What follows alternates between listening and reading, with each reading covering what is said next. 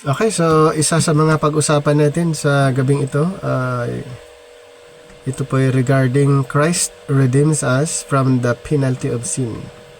So ito po ay napag-usapan natin sa ibang venue ng ating Bible School, pero dito sa ating online na pag-aaral ay hindi pa po natin na pag-uusapan.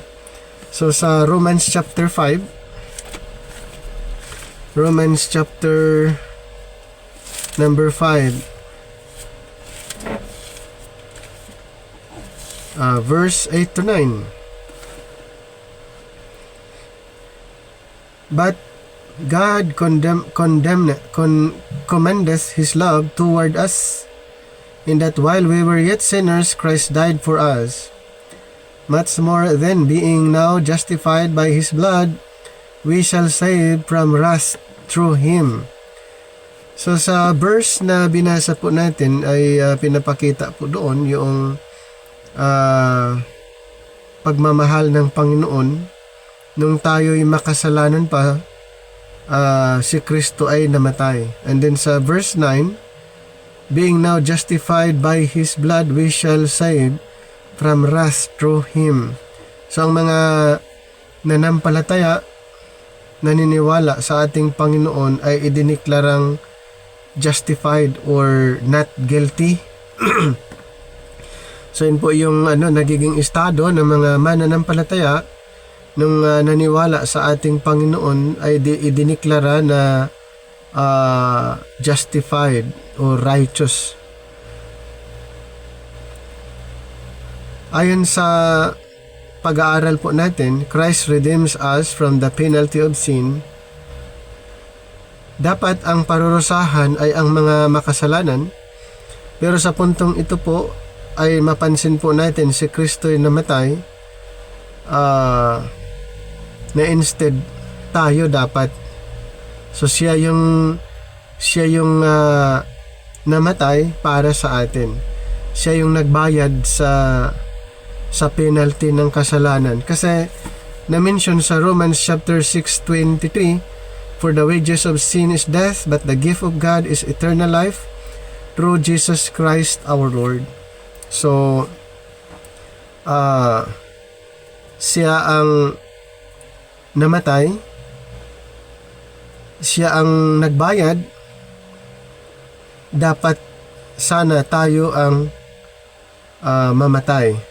Tayo yung magbayad sana sa ating mga kasalanan. Pero dito po ay si Kristo ang namatay at siya yung umako doon sa penalty. Kaya ang mga naniniwala sa panahon natin ngayon ay idiniklarang righteous, justified. Mayroon pang verse dito sa 2 Corinthians chapter 5.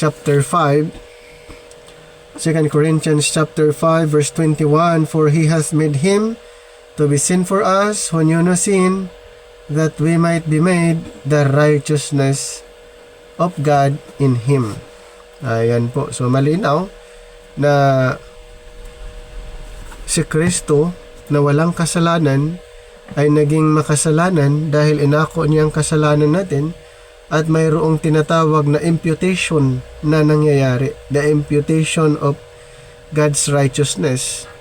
And then our sins imputed unto Christ and his righteousness imputed unto us nung tayo naniwala sa kaniyang ginawa sa cross, nung tayo naniwala sa Ebanghelyo. So Christ redeem humanity from the penalty of sin. So that's an eternal separation from God. So by dying on the cross as a substitutionary sacrifice, fulfilling the requirements of the law. So isa po sa mga purpose ng ating Panginoon nung siya namatay ay bilang fulfillment doon sa mga requirements. So lahat ng mga requirements sa Old Testament ay na-fulfill nung si Kristo ay namatay. Okay, yung mga requirements para sila maligtas ay inalis ng Panginoon. So by taking this curse upon himself, and he paid the debts of sin and allows believers to receive forgiveness and righteousness through faith. So sino po ang nagbayad sa penalty? Ang Panginoon, and allows believers to receive forgiveness. Paano nangyari po? Ang forgiveness ay nangyayari po nung tayo'y naniwala mismo sa Ebanghelyo. Naniwala tayo sa Gospel of Grace and righteousness through faith. So, the penalty paid. Tapos na. Bayad na yung penalty. So, the wages of sin is death. But Jesus paid this penalty in full on the cross. Ayan po. So, wala nang parusa. Kaya, there's now no condemnation those who are in Christ Jesus in Romans chapter 8 verse 1. Kasi nga, bayad na. Yung penalty, binayaran na. Ibig sabihin, lahat ng mga believers ngayon ay hindi na mapaparusahan, wala ng condemnation sa lahat ng mga naniniwala dahil ito'y binayaran na. Then, the substitutionary atonement.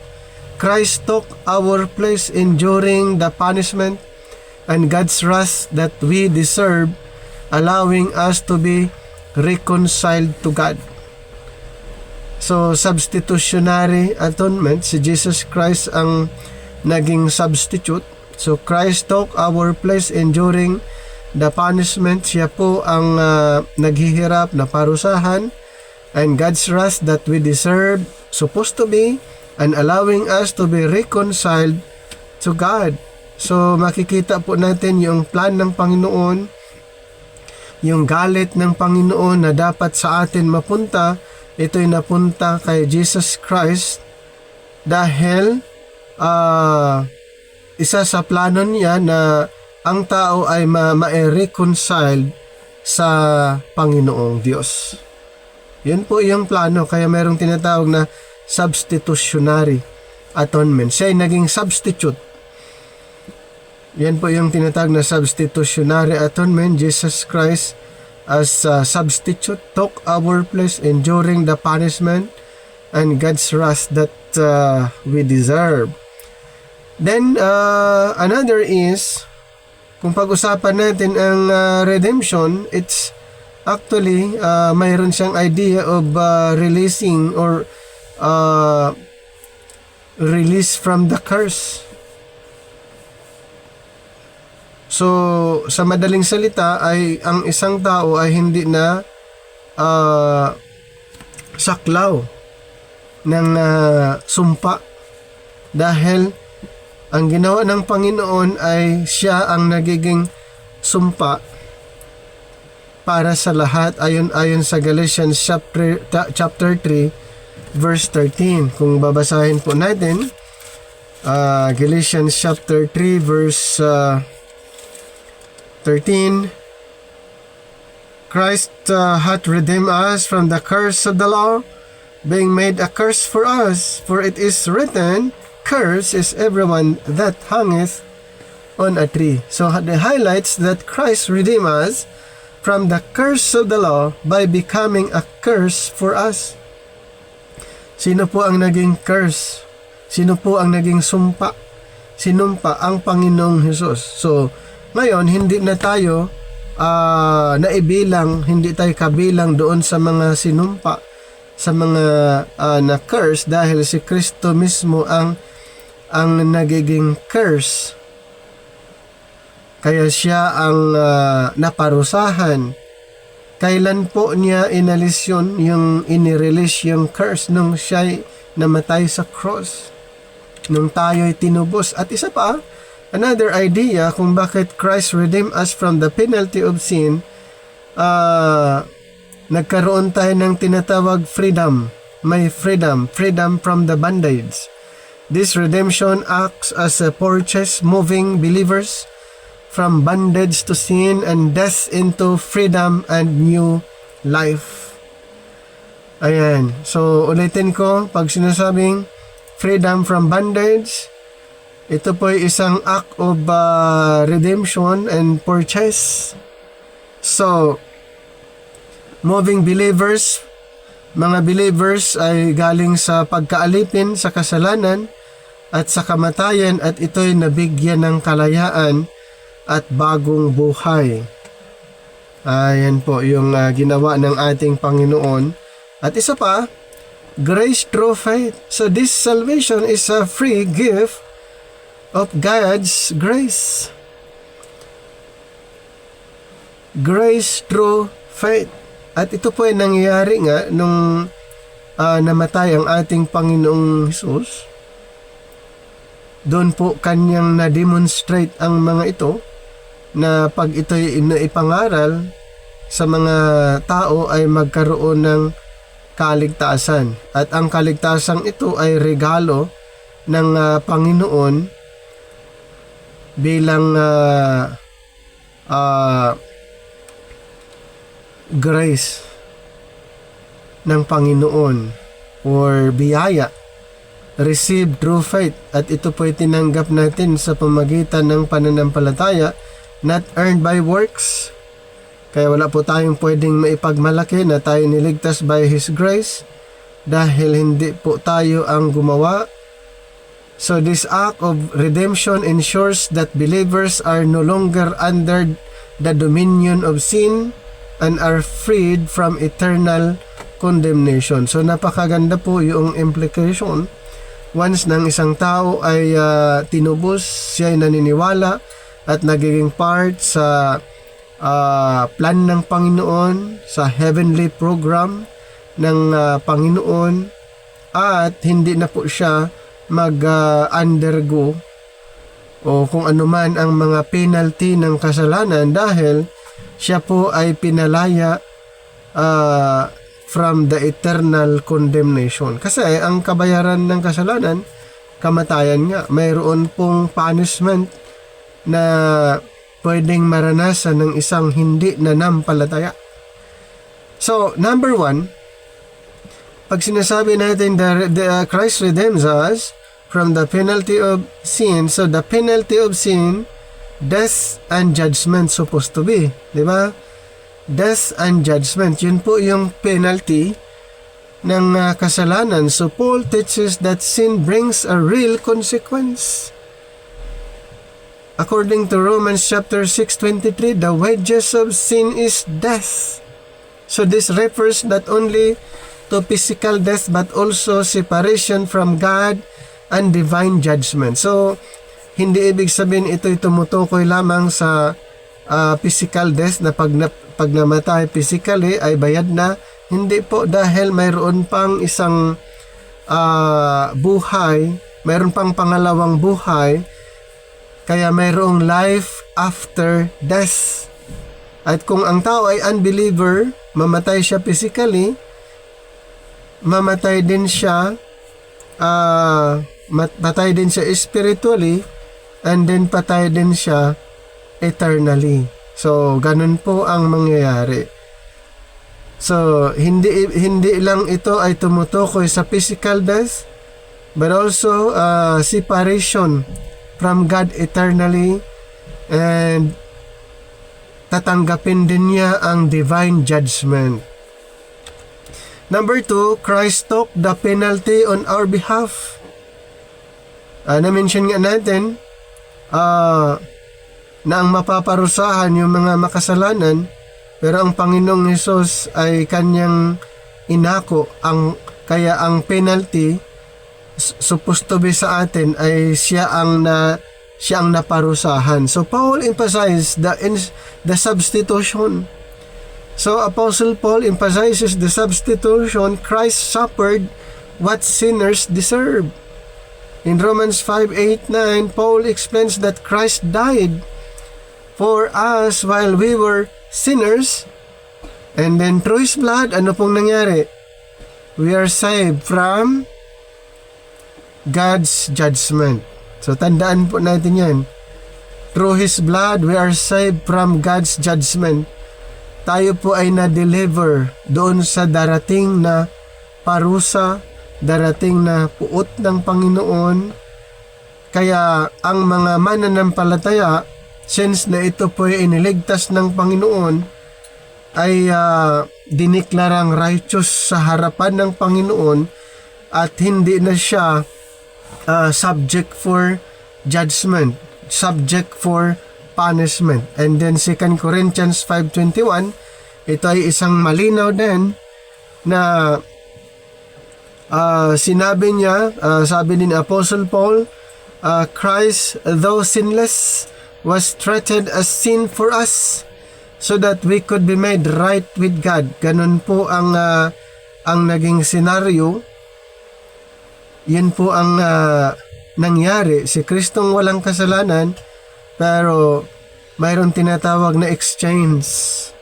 Yung kasalanan natin napunta sa kay Jesus Christ, at yung kanyang righteousness ay nasa atin, napunta sa atin. So mayroon tinatawag exchange. Si Kristo ang naparusahan dahil napunta sa kanya. Siya yung naging makasalanan at yung kanyang righteousness as nasa atin. Kaya sa tingin ng Panginoon, ang makasalanan ay si Jesus Christ.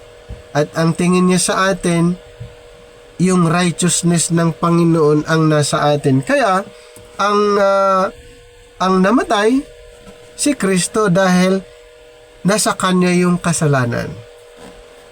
Next, number 3, redemption and justification. So another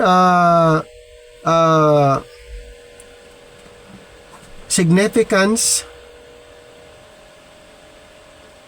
redemption and justification. So tinubos pa, pinawalang sala pa. Ganon yung ginawa ng Panginoon. Tayo ay tinubos niya at pinawalang sala. Diniklara niyang righteous. Paul uses legal and marketplace language. Pag sinasabing redemption kasi, mayroong tinatawag na agorazo, exagorazo, and lotro. So, mayroong tinatawag na marketplace language. So, pag sinasabing agorazo, ay nandoon lang siya sa slave market. Noon kasi ang tao ay binibili ang tao noon during the Old Testament time. So pag sinasabing agorazo, ibig sabihin yung tao may bibili sa tao, yung slave may bibili, pero ibibenta lang din, nasa loob pa rin ng market. Buy and sell ang tawag doon. Binili niya yung tao na naging alipin, may bibili sa kanya, tapos ibibenta lang din. Ang tawag doon agorazo. Yung isa naman ay exagorazo. Ibig sabihin, binili siya sa slave market, inilabas sa market. Exagorazo ang tawag doon. Pero malaya pa ba siya kahit nandoon siya sa outside the market? Hindi. Kasi binili siya pero alipin pa rin doon sa bumili. Kung sino yung bumili sa tao na yon, siya ay alipin doon. May kalayaan ba? Wala. Wala lang siya doon sa slave market, pero hindi pa rin siya malaya dahil alipin pa rin siya doon sa bumili. Pangatlo, yung lotro.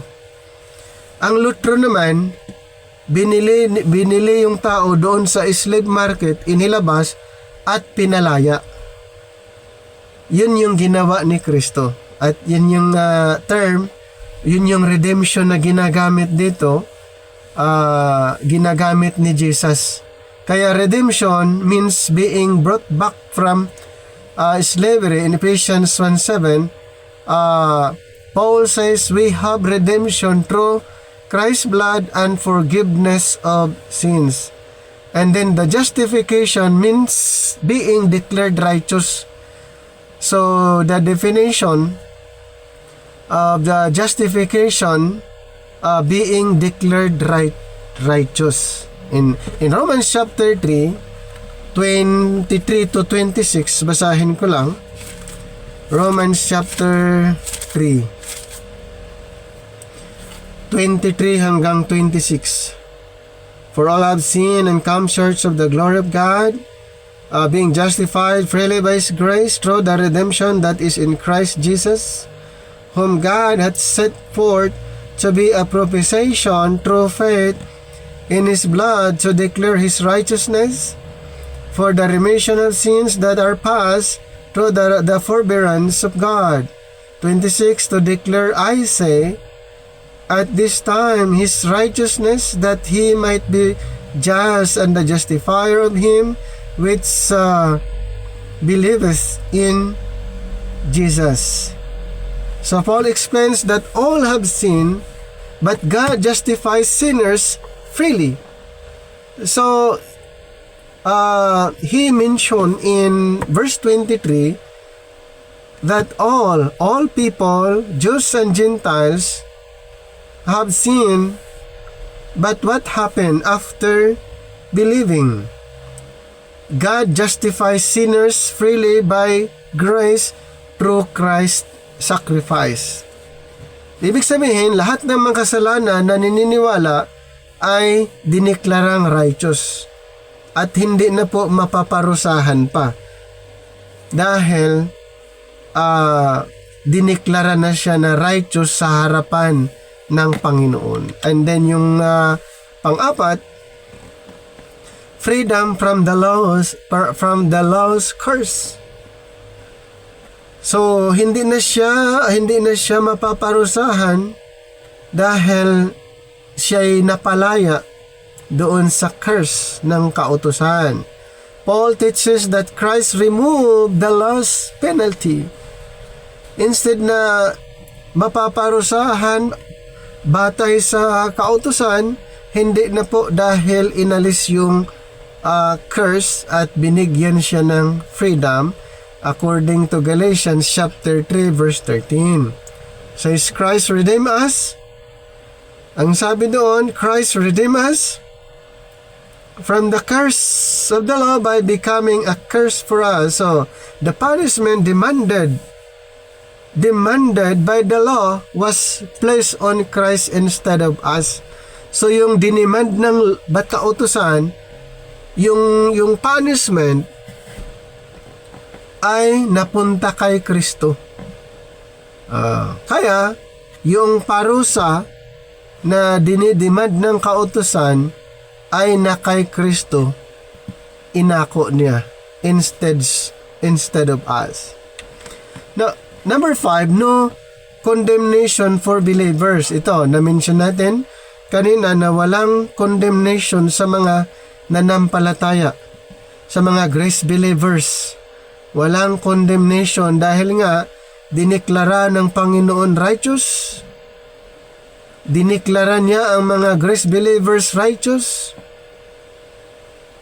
Ibig sabihin, no condemnation. So because of Christ's work in Romans 8:1, kung babasahin po natin, Romans chapter 8 verse 1, there is therefore now no condemnation to them which are in Christ Jesus, who walk not after the flesh, but after the Spirit. So in Romans 8:1, actually, it declares that there is now no condemnation. Those who are in Christ Jesus. So the penalty of sin has been fully dealt with. Inayos na. Mayroong umako, may nagbayad. So lahat ng mga na kay Kristo, lahat ng mga nanampalataya sa Kanya ay hindi na po mag-undergo ng parusa or punishment. At bilang summary, according to Apostle Paul, since penalty is death and judgment, and number 2, Christ took that penalty through His death, and number 3, believers are redeemed, forgiven, and justified. Number 4, the law's curse is removed, and then number 5, there is no condemnation for those in Christ Jesus.